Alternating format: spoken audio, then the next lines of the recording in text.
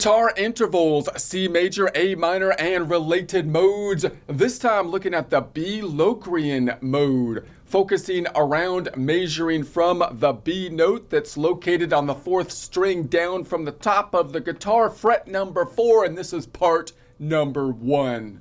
Noting one of our major objectives is to get all of our resources orientated in the same direction, making them as easy on the eyes as possible from the perspective of the player of the guitar, who is of course located behind the guitar. Therefore, for example, my guitar will look like I'm playing left-handed, but no, we flipped it around to mirror what you're doing on your side, as though you were playing the guitar in front of a mirror. When we are behind the guitar, we've got the fretboard on our left-hand side, the low or heavy string on top, going from left to right towards the body of the guitar.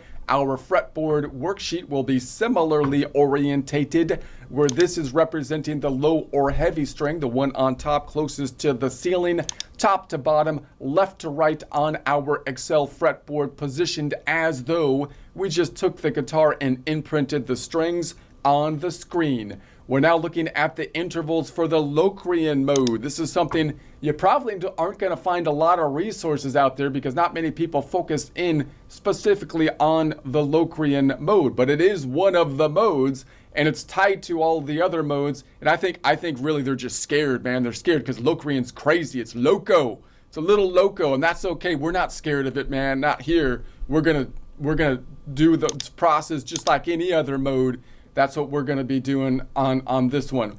So we'll go into the B Locrian. We're going to be measuring around this point. We're going to have the same shape. Let's think about how the Locrian basically relates to what we've been doing in this process, and possibly distinguish why the Locrian is kind of pushed to the side. It's the odd man out. It's the weird one. It's the oddball. So let's go up and remember what we have been doing. If we go up, we've been taking a look at the major scale and the related modes, because the major scale, otherwise known as the Ionian mode, is our kind of baseline mode that we measure everything to. However, a lot of people learn on the guitar position number 1, including me, which I call position number 1 from a caged system. You might call it a G-shaped C major chord. So in other words, it looks like this from a pentatonic standpoint. Right, and then if I add the 2 other notes to make it a 7 note, from a 5 note to 7, it looks like that. So I'm just playing from A to A in this position, and that would basically mean I'm playing an A minor. But if I focus on any other note within that scale, I would be playing from that position, which would be a different mode, is going to be the general idea. So instead of moving this position around to change different scales, we're just going to put that same scale across the whole fretboard, and that's what we're going to be working with here. Now, obviously, the major is the one that we want to compare everything to, because that's what's typically done in Western music. You could use the minor to compare everything to, but when you look at everybody else's resources, then there's always going to be comparing to the major, not to the minor. So so you might as well just accept that that's the way everything is laid out, right? So we're going to say that means that the easiest way to do this is to look at the intervals related to the major, and then try to compare them possibly to the other modes.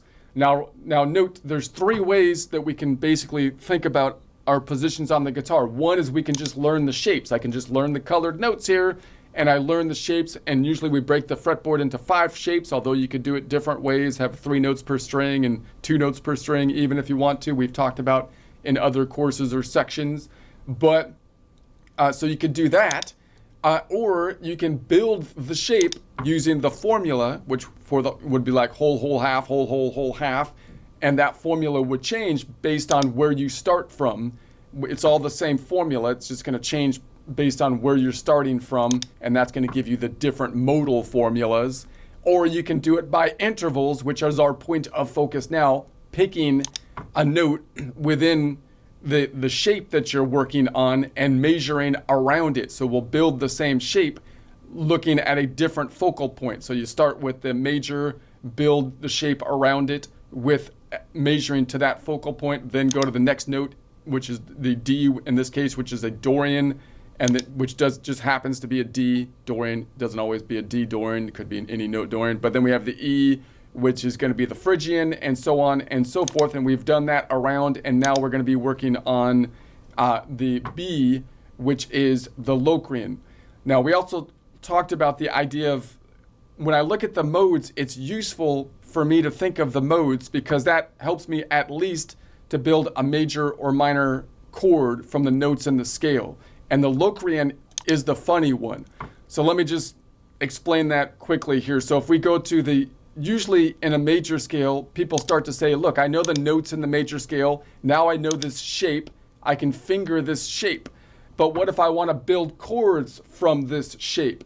If I want to build chords from the shape, I need to know the intervals so that I can basically build the chord from any note in the shape, basically. That would be one way that you can always build a shape if you knew the interval shapes, which is what we're working on now. But to build a triad chord, you need to know if it's going to be a major third or a minor third. That's going to be the only note that's different in a triad chord for most of the notes in the scale. So remember the default way we can do that is say, well, all of the notes except for the Locrian over here has at least a fifth that I know, right? It's going to be a perfect fifth. So I could go to any of these notes and add the perfect fifth, and I could build at least a power chord, and that's a pretty safe thing to do. But I'd like to be able to build the third. How can I do that? Well, people start to memorize that the 1, 4, 5, like the bluesy progression, is the major, and then the 2, 3, and 6 is minor, and the 7 is the funny Locrian that a lot of people just drop off and don't build a chord on at all, typically, right? Because it's the weird one. So that's going to be the general idea. But when I go to like some other mode, like the Dorian mode or the Phrygian mode, we reshape or we shuffle the same notes in a different order. So therefore, we want to still be able to see in a different mode what would build a major or minor chord. How could we do that? Well, if we name the modes, then at least I number the modes based on the major scale. Then that makes it a little bit easier possibly, because then if I number the modes with an absolute numbering system based on the major scale, I can know the relative positions, which I have memorized, that the 1, 4, 5 are major chord constructions and the 2, 3, and 6 are minor chord constructions. So that's why one thing I would do here is say, okay, I want to memorize not only that the 1, 4, 5 is major, the 2, 3, and 6 is minor, but I want to give a numbering system to the modes, which will allow me then to move to the modes and see the relative positions as they relate to the major scale, and that'll help me to build a major or minor chord no matter what mode we're in. And beyond that, I'd like to not just build a triad chord, but add the 7, 9, 11, and 13, the 9, 11, and 13 being equivalent to the 2, 4, and 6. Those are the ones we skip when we skip every other note. And the only way to really know that, if I can add those and still be in the same key, is to know like the modal constructions. So, and that's why the modal constructions will be useful when we go beyond that. So how can we learn the modal constructions? Well, we can say, we can first learn the major scale normally, and we learn the intervals of the major scale. And then oftentimes we learn what we might think of as the opposite of the major scale, which we're going to call the minor scale, which is just from a modal standpoint, the 6th mode, the Aeolian mode. In this case, the A Aeolian is related mode to the C major. And then oftentimes we can learn the other modes because they can be related to the main major or minor, and the Locrian's the weird one. That's what I'm going to get to. So right, that means that the 2 and the 3 modes, which are Dorian and Phrygian, are minor modes because they have a minor third, and therefore they're only going to have one interval difference from the main minor Aeolian. The 4 and the 5 modes are going to have major modes because they have a major third, and they're only going to have one interval difference from the Ionian. What about the Locrian mode then? That's the odd one out. So how can I compare the Locrian to something? Well, the Locrian is basically a minor mode. We can kind of think of it because it has a minor third, but then it has the flat fifth, and that's kind of the thing that makes it crazy. That's what makes it kind of loco. Doesn't quite fit. So we often don't play totally in the Locrian mode, but it's useful to know the chord construction in Locrian mode, because we certainly might build a chord which we can kind of think of from basically the Locrian, from a B. Like if I want to build a chord from B when I'm playing in any of these modes that are in C major or related modes, then I want to know the Locrian, I want to know how to build a chord off of it so it'll fit in the scale. So at the least, I want to know the Locrian for that purpose, right? So you can kind of think of the Locrian. So if I compare the intervals to the major and the minor, it's easier to compare the Locrian to the minor. But let's just think about it here. So the major scale has a 0 note away perfect first, a 2 note away major second, a 4 note away major third, a 5 note away perfect fourth, a 7 note away perfect fifth, a 9 note away major sixth, an 11 note away major seven. Now, when we go to the minor mode, the Aeolian, we expect that to be the main minor, which will have the most difference between the majors, what you would expect. That's not exactly work that way, but that's what you would expect. So what would you expect to happen? I would expect the perfects to remain the same perfect fourth and fifth, and then all of the majors to be flattened to the minor, which is what happens except for the Dorian, which for whatever reason doesn't flatten, and is still a 2 note away major second. So the main minor therefore still has a perfect first, it still has a 2 note away major second, and then it's got a 3 note away minor third. It still has a perfect fourth, a perfect fifth, and then it has an 8 note away minor sixth and a 10 note away minor seven. Okay, so then we can compare the Locrian to that, but notice there's one mode that's more minor than the main minor. And you might think of this is the mode that should have been, you would think, the most opposite to the major mode, and that's the one that does have a flat second. And we call that the Phrygian mode.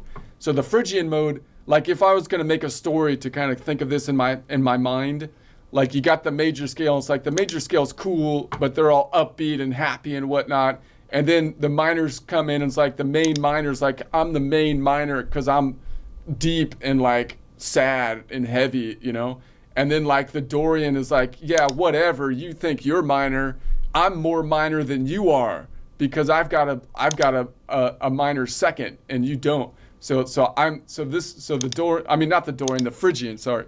The Phrygian is like, hey, I'm more minor than you are, Aeolian, because I have a minor, a 1 note away minor second and you don't, right? So then it's even more heavy sounding than the main minor.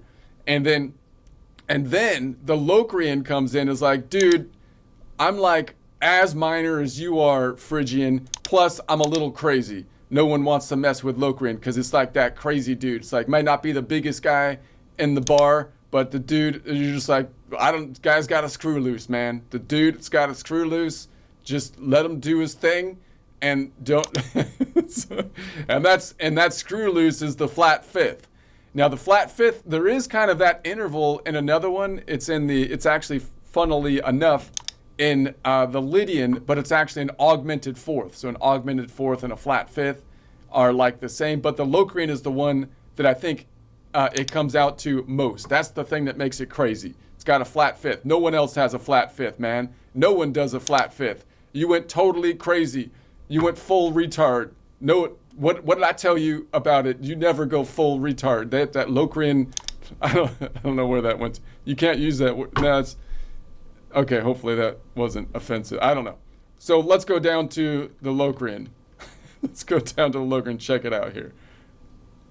By the way, that was a movie quote from like a Tom Cruise movie where the guy, you know how they play like Forrest Gump, and he's like kind of stupid, but he's not totally stupid, you know? And then the joke was that the guy took a part where he was like a total idiot, you know? It's like, no, that's too far. You've ruined your acting career. Forrest Gump level is not smart. I'm not a smart man. That's okay. But then your acting career went down the toilet because, anyway, it's a good movie though, somewhat. But anyway, okay, back to focus. So we're on the Locrian mode. So if I look at the intervals for the Locrian mode, once again, we've got the 0 note away perfect first. They all are going to have a perfect first because that's obviously the interval we're on. And there we have the 1 note away minor second. That's what you would expect from a minor mode, the one the Phrygian has, but for whatever reason, the main minor Aeolian doesn't. So it's basically it's more minor than the main minor is how I think of it. It's got a 3 note away minor third. That's the defining factor of something being a minor mode versus a major mode. So I would think the Locrian then would be clearly defined as some kind of like minor mode. It's got a 5 note away perfect fourth, so it hasn't gone crazy there. The perfect fourth is usually in all of the modes except for I think the Lydian, where it has an augmented, and that's pretty crazy too. So the Lydian is like the craziest major scale, but it doesn't have the darkness in it, so no one makes fun of it for having that for that same interval because it's the same interval as this one, which is the fifth, which makes the Locrian kind of crazy because that's going to give you that really tensiony sound of the flat fifth, which sounds kind of cool as a lead-in. It gives you a lot of tension. And I've been looking at this tensiony sound a lot because, again, in Western music, that seems to be like the distinguishing factor. Like we play a lot with like the 7 and have the flat 7 in a blues thing, and then switching between the major third and the minor third and stuff. And that has a lot of tension. And I think historically, this is my theory on this.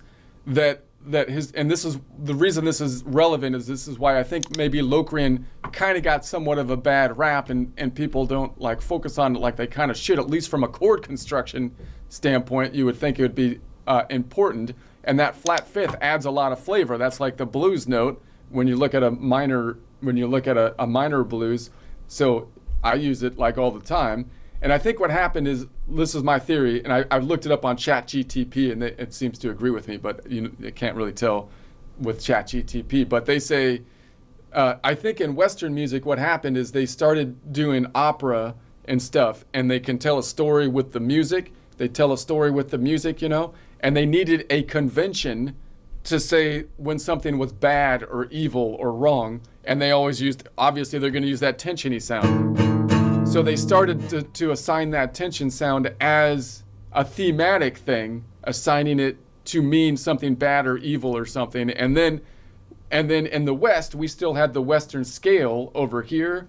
So we still had the major scale and whatnot in America, right? In America, we're like, over here in America, we're like, okay, we've got that, but then maybe we weren't as cultured or whatnot, we weren't going to as many operas or something, right?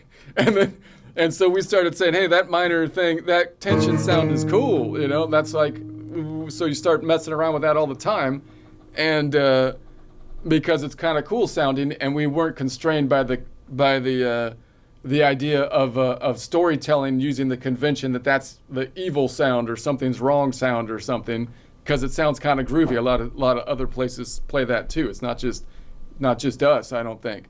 But then I think what happened is then the cultured people, the Europeans came in, the cultured and with the opera people, and they're like, look at these guys, they're playing evil stuff, with that flat fifth, because that signifies badness in the opera, and that's how rock and roll.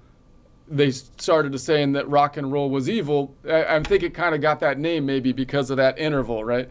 Because they said that was evil, and they were playing that interval, and so now rock and roll is evil, and then rock and roll, of course, ran with that, or some of them did, and I think, but it's not evil. It's just a tension, and that's just a convention. It's just a convention. So I feel like that needs to be said. Like, there's nothing wrong with it. It's just the opera used it. That's what I feel like. But I don't know. Maybe I'm wrong on that. Let me know. Any case, it has the flat fifth. That's the thing. And then it's got an 8 note away minor 6, which is the same as a minor mode. And then it's got the 10 note away minor 7, which is the same as a minor mode. So it's a minor mode that's more minor even than the main minor, the minor scale, equivalent to the minorness of the Phrygian. So it's basically like Phrygian, except it has one interval difference from the Phrygian, and it's the crazy interval, making it Locrian, and that's going to be the flat fifth. No one else has a flat fifth, man. No one has a flat fifth.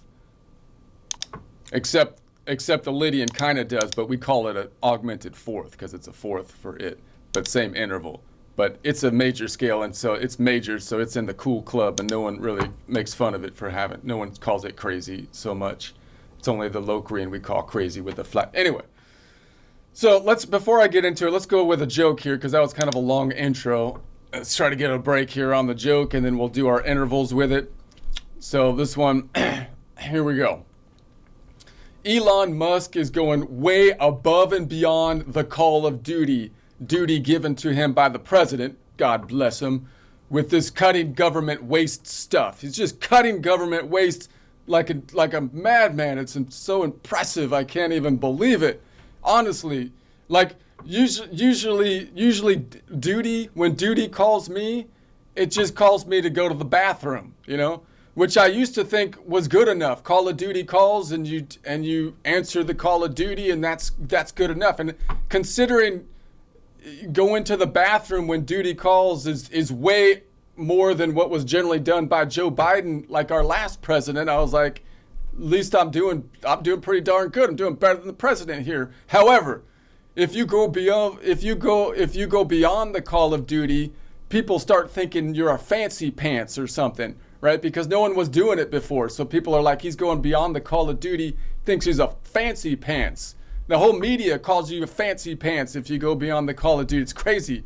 But if you just shoot for doing the Call of Duty, it's like shooting for a C, you know? You're just shooting to just do the Call of Duty and not go above beyond the Call of Duty. Then so what happens is sometimes you fall short, leading to dirty, stinky pants. Which isn't good. That's why you have to shoot for going above and beyond the Call of Duty. You can't just shoot for the C. You can't just shoot for just doing the Call of Duty. Yeah, and we saw that all the time, all too often with Joe Biden. It was kind of sad. But if you go beyond the Call of Duty, you end up with relatively clean pants. And then the jealous people, because they have dirty pants, they start calling you a fancy pants because you went beyond the Call of Duty and you have clean pants. So they start calling you a fancy pants. It's like, no, these are just pants with no duty on them. There's no duty on the pants because I went beyond the Call of Duty, keeping the pants relatively clean, right? That's what happens and then honestly, in a normal world, this is how pants are supposed to look. It's similar to how the government should look, right? You know, clean, relatively clean, worn, yes. Grease stains from work, okay. But covered in stinky crap? No. That's not how pants are supposed to be. You got to go above and beyond the Call of Duty. Above and beyond the Call of Duty. All right, let's start with the octave. So we're on the B here. We're going to be measuring around this note. So let's go up one string first and look for the next octave up. We're looking for a 12-note distance because there's 12 notes and we're going all the way around the circle. We don't need to look for the inverse distance when we're talking about an octave because if you go around one side of the circle clockwise, it's going to be 12 steps. If you go around the other side, it's still 12 steps, just like if you're going on a clock, right? So if I go up one here, I'm going to call that -5 and then -4, 3, 2, 1, 0 or octave. Now it's not exactly the octave, it's the same note there, but I'm just looking for where's another B located. I'm not getting into, octave language at this point. I should probably do that, focus on that more later, but that's not, I'm not there yet. That's too detailed for me at this point, So I'm going to say this is going to be 5, 4, 3, 2, 1, 0. Boom, boom. So same note, right? You can hear it. It's so cool to have the same note. I used to think if it's the same note that why would I reach up there because I have one over here? But it doesn't sound exactly the same, right? So I mean, if you played something around this note, even though when you finger a note, you have the ability to move it as opposed to an open note. That makes it different. but also the way it's going to sound when you move it or when you finger it is going to have a different texture, just depending on the string that it's on, how big the string is. So it's still, I guess they call it the overtones, right? It's still going to sound like the same B, the overall pitch. But if you were to see the B like on a like if you were mapping out the B, you would see the B note, but then there's overtones. There's a bunch of other notes that are kind of playing in the background, and those things are different, right? Depending on the two, so it doesn't sound exactly the same. So you still want to be able to. So that's why it's still cool to play stuff the same exact thing with the same exact notes that possibly are located in different areas of the guitar. I think it's still going to sound different, but that's a side note. Get on to business. Let's go up 2 strings. So that means, wait a sec, if I go up 1 string, the octave is always going to be 5 frets forward, unless, of course, I cross the fault line. So this fault line, the whole thing shifts up this way. So in that case, if I go up 1 string, as we can see the octave is here, it's going to be shorter distance. So the rule is if I go up 1 string, the octave is going to be 5 frets forward, unless I cross the fault line, which would only happen if I go up from the B string, in which case if I go up 1 string and cross the fault line, the octave is only 4 frets forward. Let's go up 2. Let's go up to 2 strings. Go up to here. There's the octave, so it's going to be, I'm going to say 5, -5, -10, -11, and 12, or octave. So let's count it out here. So from here, -5, -10, and then wait a sec, from here, -5, -10, and then 10, 11, 12, or octave. So this is possibly the one that people see the easiest, but they usually measure from this string to look at the octave down here.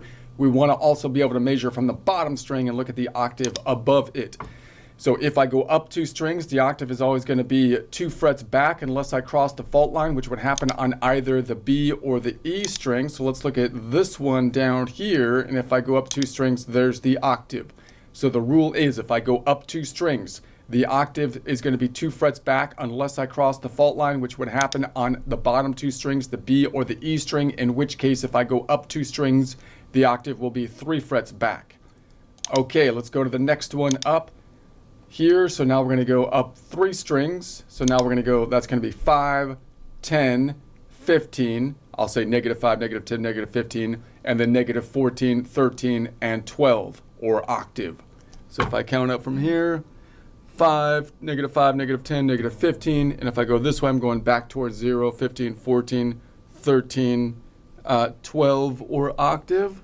So from here to here. So that means if I go up 3 strings, the octave is going to be 3 frets forward unless I cross the fault line, which would happen on either the B or the E string. So on the B or the E string still, if I go up 3 strings, so in which I haven't done yet, right? This string has now opened up, and we haven't really been looking at it because we haven't gotten down to this string yet. So this is the first time we're going up 3 strings. So let's say we measured it from here, for example, then it's going to be up here. So the general rule is going to be if I go up 3 strings, the octave is going to be 3 frets forward unless I cross the fault line, which would happen on 2 of the 3 possible strings to go up 3 strings on the B and the E string, in which case if I go up 3 strings and cross the fault line, the octave is going to be 2 frets forward. All right, and then let's go down a string. Let's go down 1 and say, all right, if I go down 1 string and cross the fault line, so now I've got -5 this way because I've crossed the fault line. So -5, 4, 3, 2, 1, 0, or octave. Let's count it up here. So I'm going to say -5 up to here, 4, 3, 2, 1, 0, or octave. Open B. So that means if I go down 1 string and cross the fault line, the octave is going to be 4 frets back. What if I don't cross the fault line? Which this is the only string on which I would cross the fault line going down 1 string, because if I went down 1 string from here, I wouldn't cross, I wouldn't cross, I wouldn't cross, I wouldn't cross. Even if I was on this string and I went down 1 string, I wouldn't cross the fault line, right? I'm here to here. and I'd still have the same distance. So this is the only, I'm on the exception to the rule. I'm on the fault line. So all other locations, including this location, for example, that's on the bottom tectonic plate, both of them are on the same plate. So I'll have the same distance as though I was kind of up here, right, where I'm off the plate entirely. It's just when you cross the crack, that's when you have a problem. That's why people get paranoid and start stepping over the crack. It's only when you cross the crack that problems happen, man. You step on it and then it's a problem. So if you go, so the rule is if you go down one string, the octave is going to be 5 frets back unless you cross the fault line, which only happens on the G string, in which case if you go down one string, the octave is 4 frets back. All right, let's go to the next one and down to the bottom. So now we're gonna go down 2 strings and cross the fault line. So if I go down 2 strings and cross the fault line, it's going to be 5 up to here, 10, 11, 12. So let's count it out this way. It's going to be 5 up to here, and then 10, 11, 12. Boom, boom. There's the octave. So the rule is if I go down 2 strings and cross the fault line, the octave is going to be 3 frets forward. What if I don't cross the fault line? I wouldn't cross the fault line on the top 2 strings, right? So I would cross the fault line on either the D or the G string. If I was on the E or the A string, I would not. For example, if I was here, wouldn't cross the fault line. Now the fault line, of course, pushed this whole tectonic plate to the right. So if I go down, the rule is if I go down 2 strings, then the octave is going to be 2 frets forward. That's possibly the most common octave people know about. But if I cross the fault line and I go down 2 strings, then the octave is going to be 3 frets forward. All right, now let's go to we have the distinctive interval next time, which is going to be the minor second. So before I get there, let's tell a quick joke, because we want to get to that one here. So this one, whenever I see the Disney, I think it's the CEO, it angers me because of the mistreatment of the intellectual property, the IPs they keep on buying, most distinctly the Star Wars IP. It's just like, for crying out loud, what are you doing? What are you doing? And you know, I mean, you could blame other people and whatnot. It's this person or that person, but I mean, how is this happening? And it's like, and so the CEO, you know, is the CEO is Bob Grrrrrrr. Bob Grrrrrrr. And that's right, Bob Grrrrrr, because when I see the kind of IP destruction from the CEO Bob Iger, because his name is Iger, so you could just say his name, and it's not because his name is Bob. My name is Bob too. There's nothing wrong with anyway. Bob Iger, Bob Grrrrrrr. And so everybody, whenever they see him, Iger, and so you could just say it's Bob Grrrrrrr. Okay. Oh my goodness. Let's go back so now we're on the distinctive 1 note away minor second. So that's going to be the second now. So that means from a chord construction standpoint, we skip it. So we've got the 1, 3, 5, and then the 7, which is the last on the scale, and then it goes to the 9, which is equivalent for our purposes of the 2 if we think of it as just going around like in a circle.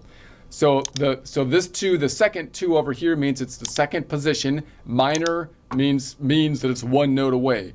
So that's the funny one, because in the major scale, then it would be a 2 note away major second. You would think that in the Aeolian scale, the main minor scale, it would be flattened to the 1 note away minor second, but it's not.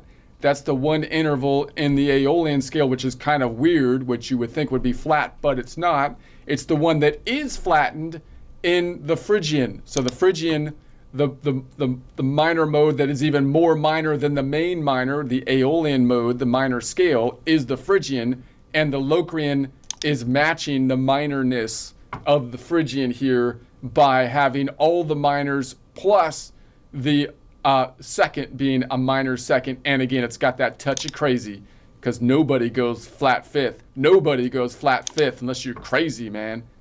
You want to be Locrian. All right.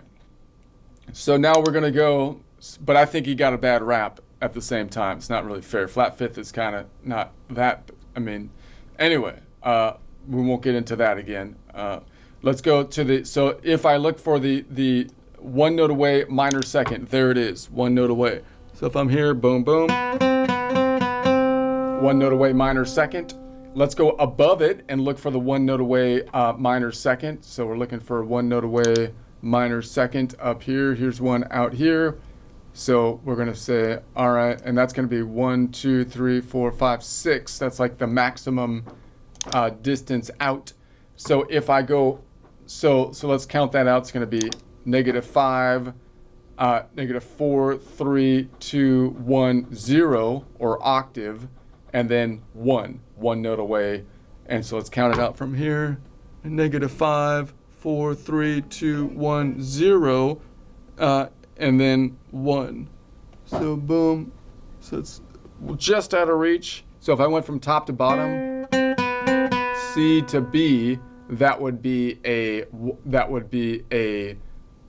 hold on a second. What am I doing? Wait a second here.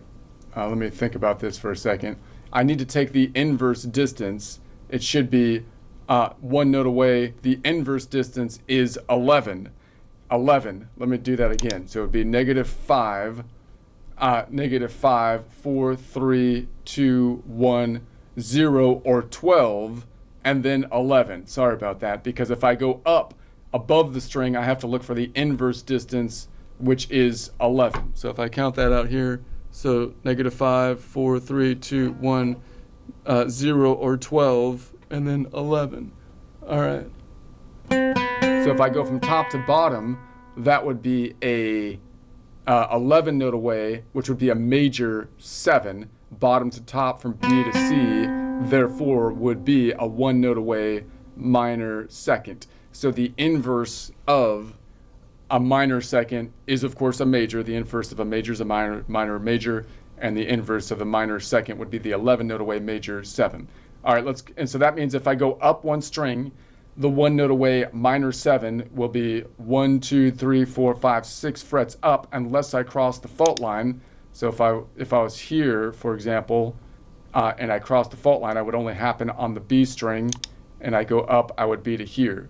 So that's going to be a tighter distance. So the rule is, if I go up one string, the 1 note away minor second will be 1, 2, 3, 4, 5, 6 frets up unless I cross the fault line, in which case, if I go up one string and cross the fault line, the 1 note away minor second will be 1, 2, 3, 4, 5 frets up. Okay. It was a little wonky on that one. I got a little out of control. Let's try the next one, see if I can do it better here. That's what we're practicing. So we're looking for the one note away minor second. I'm going up 2 strings. Therefore, I look for the inverse distance, 12 minus 1, which is 11. So I'm going to say this is -5, -10, and then -11. All right, that makes sense. All right, so let's do it here. So it's going to be from here, -5, -10, and then 11. So if I went from top to bottom, C to B, that would be an 11 note away, which would be a major second. 11 note away, sorry, major 11, major 7, 11 note away, major 7. If I go from bottom to top, that's going to be a 1 note away minor second, which we can also call a 1 note away minor ninth. Whew. All right. So that means if I go up 2 strings, the 1 note away minor second, which I can also call a 1 note away minor ninth, is going to be 1 fret back unless I cross the fault line, which would happen on either of the bottom 2 strings. If I was on the bottom 2 strings, it would be out here, because this whole thing would be, whole tectonic plate would have shifted to the right. So the rule is, if I go up 2 strings, The 1 note away minor second, equivalent to the 1 note away minor 11th, is 1 fret back unless I cross the fault line, which would happen on the 2 bottom strings, the B and the E string, in which case if I go up 2 strings and cross the fault line, the 1 note away minor second, which is equivalent to the 1 note away minor 9th, would be 2 frets back. Okay, look at that. Cranked it out. Let's go up to here. So now we're going to go up 1, 2, 3 strings. So that's going to be -5, -10, -15. 15 minus 12 is 3. So -3, -2, -1, -0, octave, or 12 minus 1 is 11. So 11 note distance. Let's try it here. So we're looking for a 1 note away minor second or 1 note away minor 9th. Therefore, we take the inverse distance, which is 12 minus 1 or 11, counting up -5, -10, -15, and then 15 minus 12, because there's only 12 notes, is 3, -3, -2, -1, -0, or octave, which can go around the horn to 12, 0 or 12. 12 minus 1 is 11. So from here to here, so if I went from this C to that B, that would be a 11 note away major 7. And if I go from the bottom, measuring from the B to the C, that would therefore be a 1 note away minor second, which we can also call a 1 note away minor 9th. Therefore, if I go up 3 strings, the 1 note away minor second or minor 9th is 1, 2, 3, 4 frets forward unless I cross the fault line, which would happen on either of the bottom 2 strings, in which case, because this tectonic plate pushed up, would squish it together a little bit, and it would only be 3 frets apart. So the rule is if I go up 3 strings, the 1 note away minor second, which we could also call the 1 note away minor 9th, will be 1, 2, 3, 4 frets forward unless I cross the fault line, which would happen on the bottom 2 strings, the B and the E string, in which case if I go up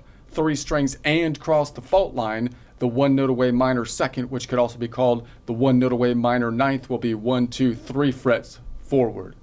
All right then, let's go down 1 and go down. Now we're crossing the fault line. So if I go down 1 string, and this is the only string where I'd cross the fault line, if I go down 1 string, then and look for that one. So it's going to be, we're looking now for a 1 note away distance. I don't have to look for the inverse distance. So it's going to be 1 note away minor second or minor 9th.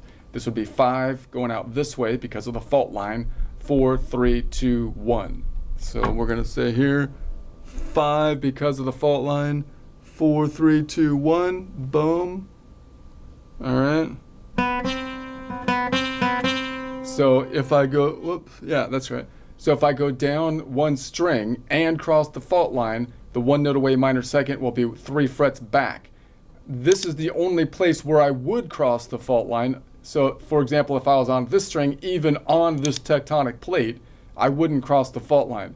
If I was up here, then of course I would be totally on this plate and I wouldn't cross the fault line.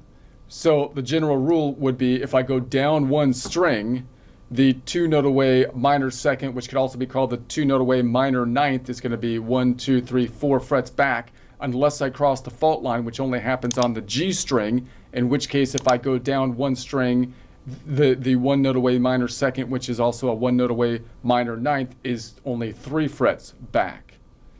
Makes perfect sense. Let's do one more time. I didn't hear no bell. I don't stop unless I hear a bell, because that's when food happens. Why don't you stop? Why do you stop when you hear a bell? Because that's when food happens. Idiot. Okay, so let's go down 2 strings. So and cross the fault line. So this is going to be 5, 10, and then 11, 12, or 0, and then 1. So going down 2 strings and crossing the fault line. So it's going to be here 5, and then 10, 11, 12, octave, and then 1. Boom. So from that, there's the C, B to the C. So if I go down 2 strings and cross the fault line, The 1 note away minor second, which could also be called a 1 note away minor ninth, is 1, 2, 3, 4 frets forward. What if I don't cross the fault line? I wouldn't cross the fault. I will cross the fault line on either the D or the G string if I go down 2 strings, but would not cross the fault line if I was on the A or the E or the A string. So if I was up here, I wouldn't cross the fault line if I go down 2 strings. So the rule is if I go down 2 strings, then the 1 note away minor second, which could also be called the 1 note away minor ninth, would be 1, 2, 3 frets forward, unless I cross the fault line, which would happen on either the D or the G string, in which case if I go down 2 strings and do cross the fault line, the 1 note away minor second, which could also be called the 1 note away minor ninth, would be 1, 2, 3, 4 frets forward, because this tectonic plate was pushed out, shifted to the right. All right, that's it. One more joke. This is more of a comment maybe than even a joke, but I think it could work into something here. So here we have it, and then we'll stop. I got a giant bag from the Costco warehouse store of chicken. Giant bag of chicken, man. I'm gonna be eating chicken forever. I'm gonna be eating chicken until the cows come home over here. And then once the cows come home, I'm gonna eat the cows. I'm stacked up for a long time on the meat products here. I'm gonna be eating chicken till the cows come home, and then once those cows come home, I'm eating the cows, man. That's what I'm doing.